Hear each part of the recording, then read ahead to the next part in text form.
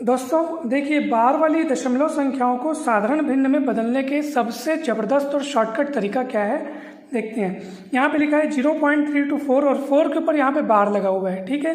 तो अपने को क्या करना है, सबसे पहले आप देखो दशमलव और बार को हटा करके जो संख्या बचती है आप उसको लिखो। तो यहाँ पे देखो 3 2 4 हमने लिखा 3 2 4, ठीक है। दशमलव और बार सबको हटा दिया। अब देखो माइनस आपको करना है उतने अंकों को देखो, उतनी संख्या को देखो जिसमें बार नहीं लगा है, ठीक है। दशमलव के बाद उन संख्याओं को देखो जिसमें बार नहीं लगा है। तो आप देखो 3 और 2 में बार नहीं लगा है, तो हम 3 और 2 यानी 32 माइनस करेंगे। फिर अपॉन में हम जाएंगे और हम उतने बार 9 लिखेंगे जितने कि यहाँ पे जितनी संख्याओं में बार लगा है। तो सिर्फ 4 में बार लगा है, मतलब सिर्फ एक संख्या में बार लगा है, तो इसलिए 1 ठोक 9। और जितनी संख्याओं में बार नहीं लगा है उतने उसके बाद शून्य। तो 2 ठोक शून्य क्यों आए 9 के बाद, क्योंकि यहाँ पे 2 ऐसे अंक हैं जिनमें बार नहीं लगा है। और बस फिर आप इसको सिंप्लीफाई कर लो, आपका आंसर आ गया। दोस्तों वीडियो अच्छा लगा हो तो जरूर लाइक करके चैनल को सब्सक्राइब करें।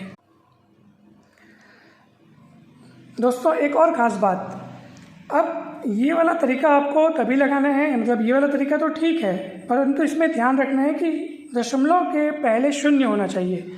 अब आप सोचेंगे सर दशमलव के पहले अगर शून्य नहीं है बल्कि कोई और संख्या हुई, तब हमें क्या करना है। जैसे उदाहरण के लिए देखिए 7.123 और 3 के ऊपर बार लगाए।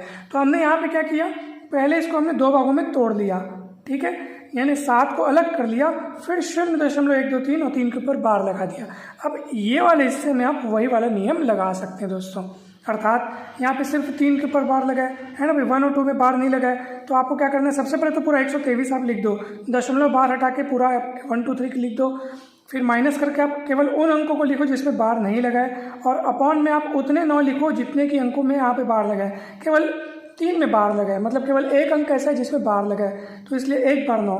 और उसके बाद 2 ठोक शून्य क्यों, क्योंकि यहाँ पे 2 अंक ऐसे हैं जिसमें बार नहीं लगा है। दशमलव के बाद 2 अंक ऐसे हैं 1 और 2 जिसमें बार नहीं लगा है, इसलिए 900। फिर इसको घटाए तो 111/900, सिंप्लीफाई किए, 7 को जोड़ दिए, तो कुल मिला के फाइनल आंसर इतना आया।